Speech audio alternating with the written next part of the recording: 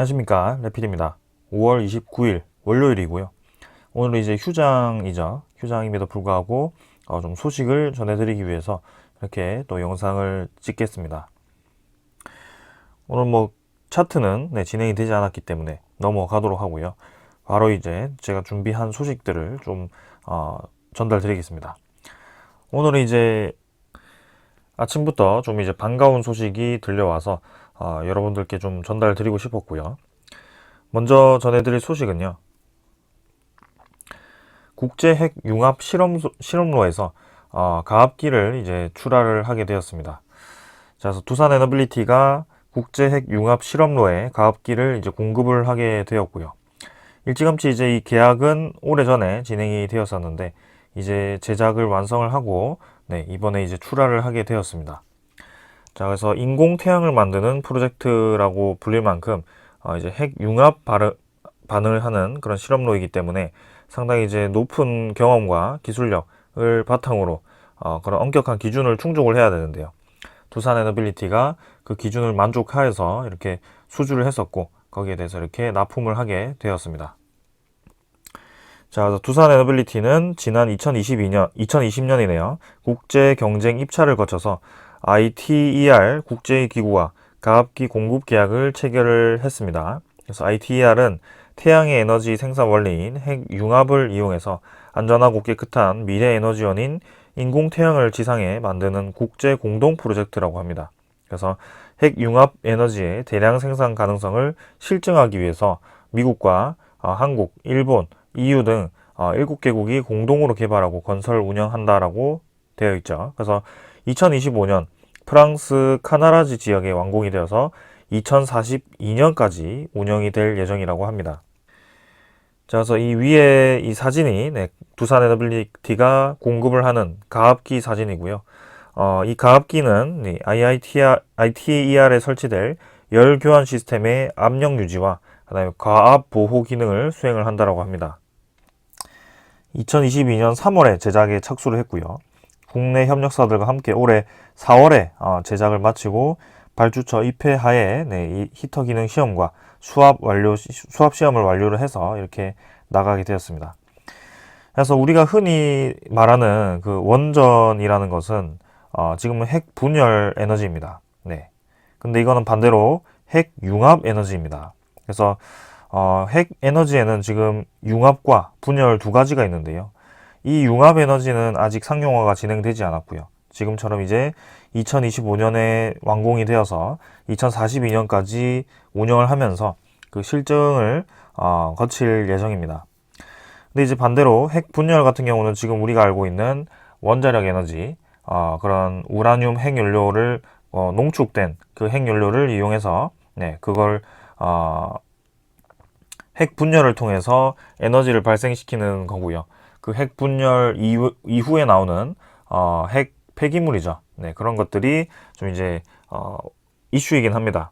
그래서 핵 융합 에너지는 그런 핵 폐기물을 생산하지 않기 때문에 꿈의 에너지, 궁극적인 에너지다라고 얘기를 하고 있고요. 그런 핵 분열처럼 계속해서 연료를 충전해 준다라기보다는 좀 영구적인 에너지를 생산할 수 있기 때문에 상당히 의미가 있다라고 얘기를 하고 있습니다. 그래서 궁극적으로는 이 핵융합 에너지로 갈 것인데요. 그 실증 기간이 2042년이기 때문에 사실 아직까지는 우리가 접하기에는 상당히 멀리 떨어진 에너지다라고 보시면 될 것 같습니다. 그래서 향후 한 적어도 20-30년 뒤에는 좀 이제 이렇게 핵융합 에너지가 상용화를 앞두고 있을지는 모르겠지만 아직까지는 이 핵 분열을 이용한 원전 에너지가 조금 더 유의미하다라고 얘기를 드립니다. 그러나 여기서 중요한 점은 이제 앞으로 궁극적인 에너지를 검증하는 데 들어가는 그 가압기라는 이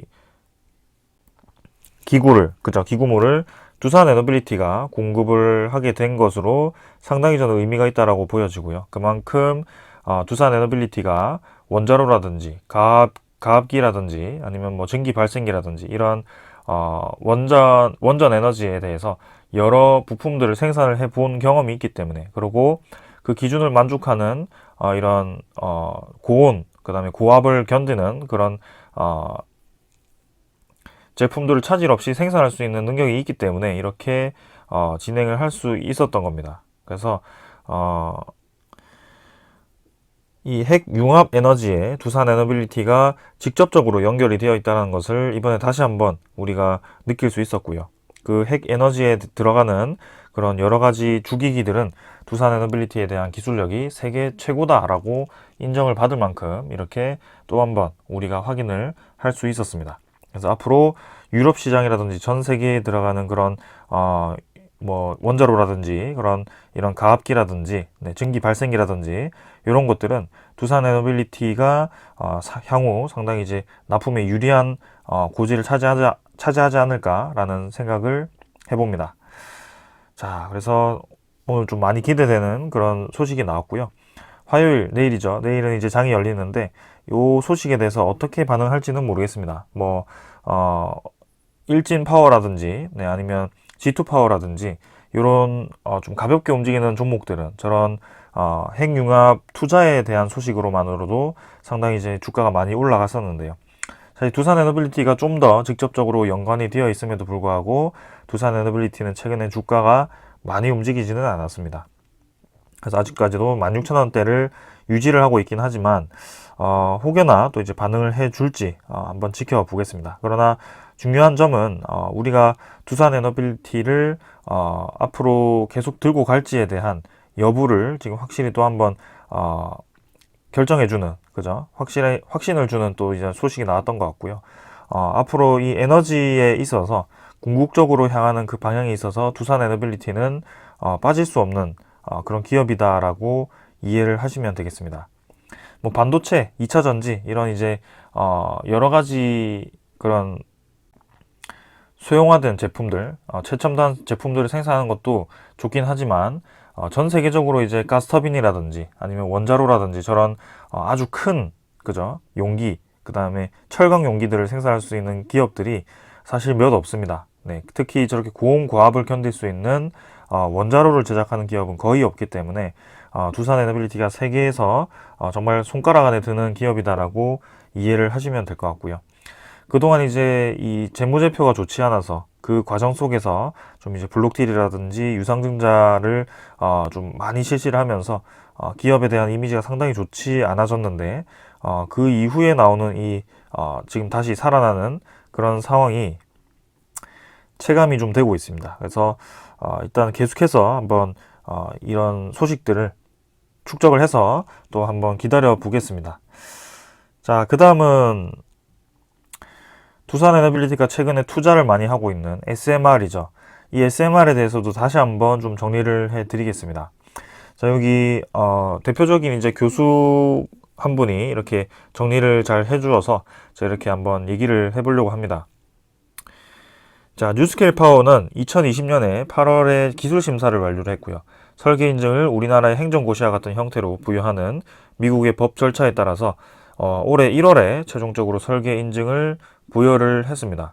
그래서 향후 15년간 이 설계 인증이 유효한데 그게 이제 원자로 모듈당 50메가와트 출력으로 이제 인증을 받은 겁니다. 근데 이제 최근에 우리가 뉴스케일 파워 하면 생각나는 것이 77메가와트죠. 그래서 이 77메가와트로 출력을 높인 6개 모듈의 원전에 대해서는 두 번째 설계 인증을 추진을 하고 있습니다. 그래서 아직까지는 설계 인증을 받은 상태는 아니고 그 설계 인증을 받아야 되는 상황입니다. 그래서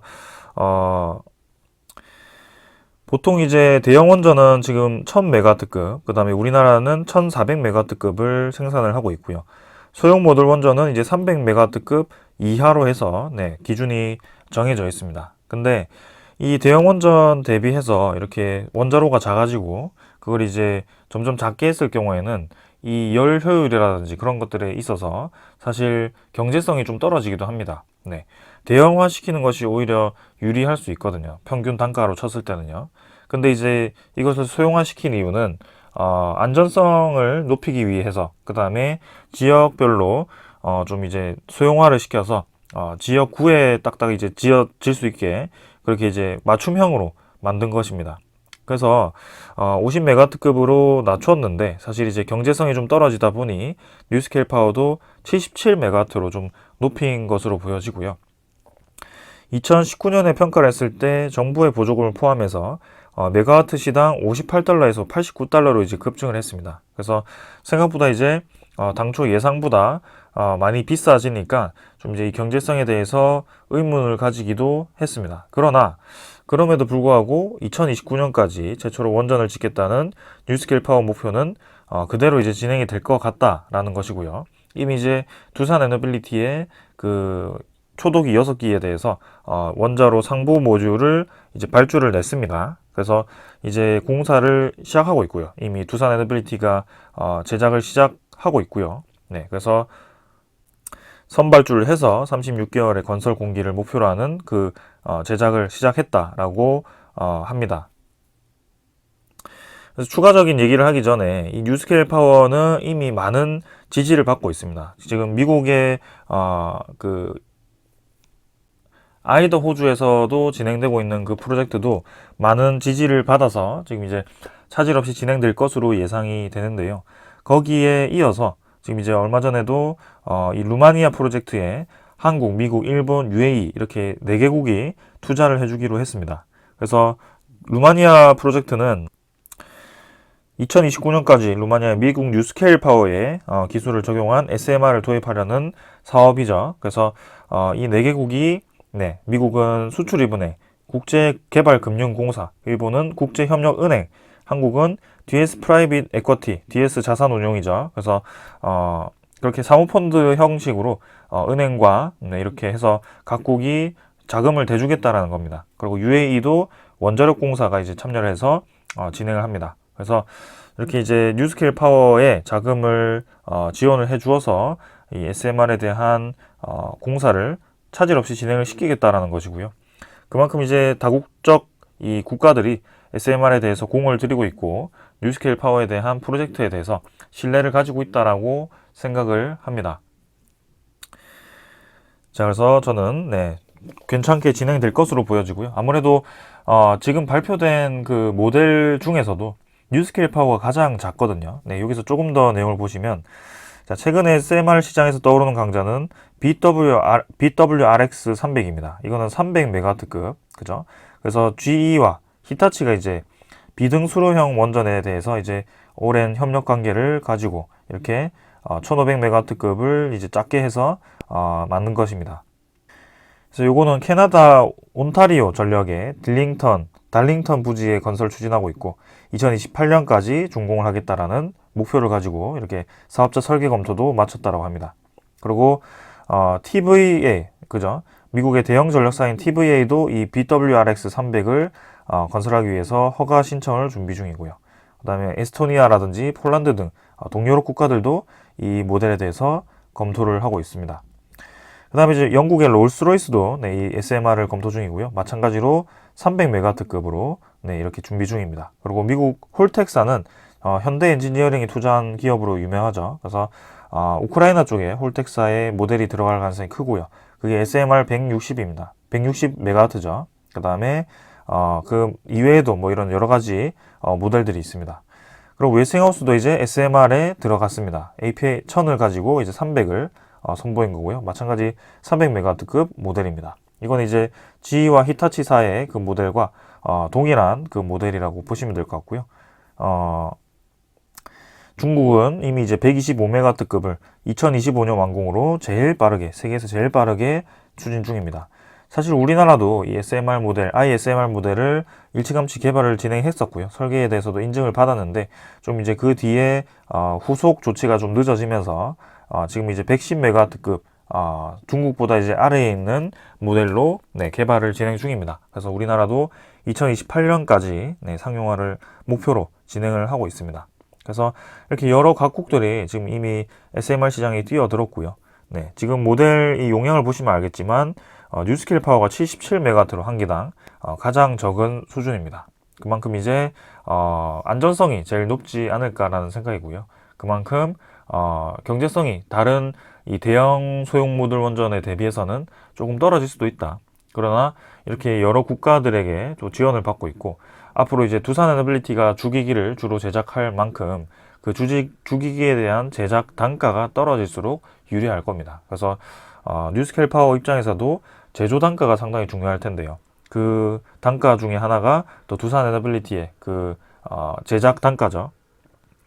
그 역할이 상당히 커질 것으로 또 이제 기대가 됩니다. 그래서 두산 에너빌리티는 또 이제 3D 프린팅이라든지 그런 이 가스터빈을 위한 소재 개발에도 준비를 하고 있는데요.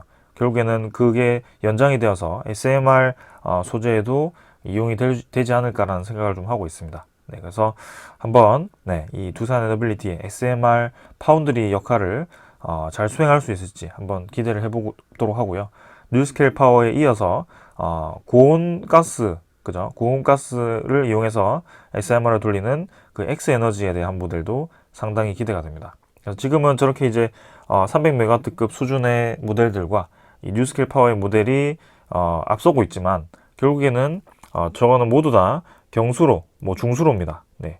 물을 이용한 이 냉각 방식인데요. 그게 결국에는 차세대로 넘어가면 소듐이라든지 테라파워가 이용하는 소듐을 이용해서 냉각을 시키는 방식이라든지 아니면은 고온가스, 헬륨가스를 이용한 냉각 방식이라든지 그 두 가지로 또 이렇게 진행이 될 것 같습니다.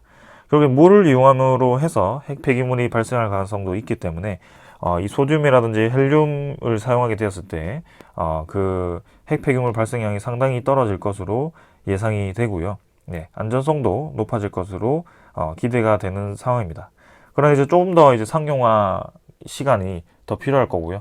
그게 이제 2030년 조금 더 뒤가 될 수도 있습니다. 그러나 이런 것들이 계속 진행이 되고 있고 앞으로 차세대에 대한 그런 에너지원들을 위해서 미리미리 준비를 하고 있다. 두산 에너빌리티가 투자를 하고 있더라라고 이해를 하시면 되겠습니다. 이 경수로와 중수로는 지금 이제 물의 종류에 따라서 다른데요. 네, 경수로는 일반 우리 그냥 물이라고 생각하시면 되고 중수로는 약간 더 무거운 물이라고 생각하시면 됩니다. 그래서 화학적으로 좀 뭔가 변화가 있는 중성자가 하나 더 붙어 있는 그런 물이라고 생각하시면 되는데요. 일본은 이 중수로를 사용합니다. 네, 일본의 원전들은 중수로를 사용하고요. 그 다음에 GE가 이제 중수로를 이용한 그 원전을 이 원전 방식을 사용합니다. 그리고 일반 물을 이용해서 시키는 것은 우리나라 원전들 그렇게 사용을 하고 있고요. 후쿠시마 때 이제 사고가 발생한 것이 이제 중수로 원전입니다. 이 중수로는 단점은 이제 직접적으로 원자로에 물이 유입이 되기 때문에 사고가 발생했을 때 상당히 이제 이 원자로의 온도가 빠르게 올라갈 수가 있고요. 네, 그 다음에 원자로의 외벽 자체가 경수로 대비해서 작기 때문에 그 사고의 위험성에 대해서는 좀 높다라는 것입니다. 대신에 이제 효율성이 높긴 한데요. 경수로는 반대로 안전성이 높습니다. 네, 그래서 우리나라의 그 추진 모델이 조금 더 중수로보다는 안전성이 높다. 그러나 이제 지금 GE와 히타치가 추진하고 있는 그 중수로 방식은 중수로 방식은 조금 더 효율을 높인 그런 모델이다. 그래서 가격도 이제 쌀 수도 있고 뭐 그렇기 때문에 경쟁력 입장에서는 경제성 입장에서는 오히려 뉴스케일 파워보다 저쪽 모델이 조금 더 좋을 수도 있다라고 생각합니다. 그러나 안정성 측면에서는 당연히 뉴스케일 파워가 좋을 것으로 예상이 됩니다. 모델 용량도 작고요. 그 다음에 경수로 가압 방식이기 때문에 괜찮을 거라고 생각합니다. 자, 일단 이렇게 전체적인 SMR 모델도 살펴보았고요. 결국엔 중요한 것은 두산 에너빌리티는 대형 원전도 진행을 하고 그 다음에 핵 융합도 진행을 하고 그 다음에 소형 모듈 원전도 진행을 하고 이제는 원전 해체도 진행을 하게 됩니다. 이 원전 해체는 지금 최근에 뭐 별로 언급이 되지 않고 있는데요. 두산 에너빌리티 홈페이지에 들어가면 이제 원전 해체에 대한 포트폴리오를 정리를 잘 해놨더라고요. 그래서 그런 것들도 혹시 시간이 나시면 한번 보시면 좋을 것 같고요. 이 네 가지 방향으로 두산 에너빌리티가 계속 추진을 하고 있다. 그 네 가지에 대한 맥락은 다 똑같습니다. 안에 들어가는 안정적인 고온 고압을 견딜 수 있는 가압기라든지 증기 발생이라든지 원자로라든지 이런 것들입니다. 그래서 파운드리 기업으로서의 역할을 충분히 할 수 있는 그런 상황이고요. 기자재에 대한 그런 소재 개발과 그 다음에 제작 방식 그런 것들을 통해서 제작 단가를 낮추고 대량 생산할 수 있는 기반을 갖춘다면 두산 에너빌리티는 앞으로 그런 대형 플랜트에 대한 그런 기업보다도 기자재 공급으로서의 그 수익성이 높은 사업을 더 키워갈 것으로 기대가 됩니다. 자, 수주 물량도 계속 늘어나고 있고 사업성도 개선이 되고 있고 좀 더 지켜볼 만하다. 지금 상황은 나쁘지 않다라는 것을 계속 말씀을 드립니다. 자, 그 다음은 이전에 이제 UAE 바라카 원전을 수출할 당시에 웨스팅하우스에다가 이제 기술료를 줬다 이런 얘기가 좀 있었는데요. 사실 이제 좀 찾아보니까 실제로 이제 기술료를 지불하지는 않았습니다. 그래서 내용을 조금 더 살펴보면 원전 업체 두 업체가 부딪히는 모양새지만 결국 협력할 수밖에 없다는 시각이 많다. 웨이싱하우스가 원천 기술을 가지고 있긴 하지만 상대적으로 시공 능력이 많이 떨어진다. 이 시공 능력이 떨어진 기점은 미국의 스마일 원전이 사고가 나면서 그 다음에 보골 원전이 계속 착공이 늦어지면서 완공이 늦어지면서 웨스팅하우스가 파산을 하게 되고요. 그런 입장에서 결국에는 제조 능력이 계속 떨어지게 됩니다. 여기저기 팔리면서 그 제조 능력을 키우기보다는 원천 기술을 이용한 그런 장사를 했을 뿐이거든요. 그래서 이번에는 이제 캐나다 쪽으로 넘어갔는데 아무튼 지금 시공 능력이 떨어지는 것은 사실입니다. 자, 근데 이제 2010년 UAE 원전 수출 당시에 웨스팅하우스가 같은 주장을 했을 때 한수원은 기술료를 지불하는 대신에 웨스팅하우스와 그 다음에 그 모회사인 도시바의 원전 핵심 설비인 원자로 냉각제 펌프, 전기 터빈에 들어가는 그런 기자재 공급을 맡기는 조건으로 타협을 한 적이 있다고 합니다. 이 당시에는 이제 도시바가 웨스팅하우스의 모회사였고요. 만약에 지금 협상을 한다고 한다면 도시바는 이제 아니죠. 이제는 캐나다 사모펀드, 그 다음에 브룩필드, 그 다음에 이제 카메코, 이 원전에 대한 핵연료를 공급하는 기업입니다. 그렇다면 핵연료를 사용하는 조건으로 해서 또 이제 협상이 될 수도 있는 거고요. 아니면 뭐 정말 이제 기술료를 지불할 수도 있는 거고요. 일단 뭐 2천억이라는 숫자가 나왔었긴 했는데 그게 이제 구체적으로 지불이 되려고 나온 것인지 아니면 그냥 이 대충 누군가의 생각에서 나온 것인지는 정확하게 설명은 되어 있지 않습니다. 네, 그러나 일단은 그 상황은 더 지켜봐야 되겠다. 그리고 일찌감치 이 소송에 대해서는 2017년에 우리나라가 한전이 이제 영국 쪽에 이 원전 수출을 추진을 할 때 얘기가 슬슬 수면 위로 올라왔었습니다. 근데 그때 이제 영국에 대한 수출 추진이 이 무산이 되면서 좀 이제 잠잠해졌는데요. 이제 폴란드 원전 수출이 진행되다 보니까 웨스팅하우스가 또 이렇게 시비를 걸어온 것이었죠. 그래서 사실상 이제 오래전부터 좀 예견되어 왔던 그런 상황이긴 했는데 그 대처가 좀 아쉽다라고는 많이 판단이 되긴 합니다. 네, 그러나 이전에도 그랬던 것만큼 앞으로도 잘 해결될 것으로 기대가 되고, 네, 뭐 영국 원전이라든지 뭐 UAE의 추가적인 원전이라든지 뭐 그런 동유럽 쪽에 많은 원전들 모든 것을 건설하기에는 웨스팅하우스에 대한 영향이 상당히 부족하다라는 겁니다. 그래서 굳이 한수원과 한전이 수출을 최악의 상황에 수출을 못하더라도 두산 에너빌리티 입장에서는 저렇게 이제 가압기를 공급을 한다든지 아니면 원자로를 공급을 한다든지 이렇게 분명히 들어갈 수 있을 거라고 보고 있습니다. 네.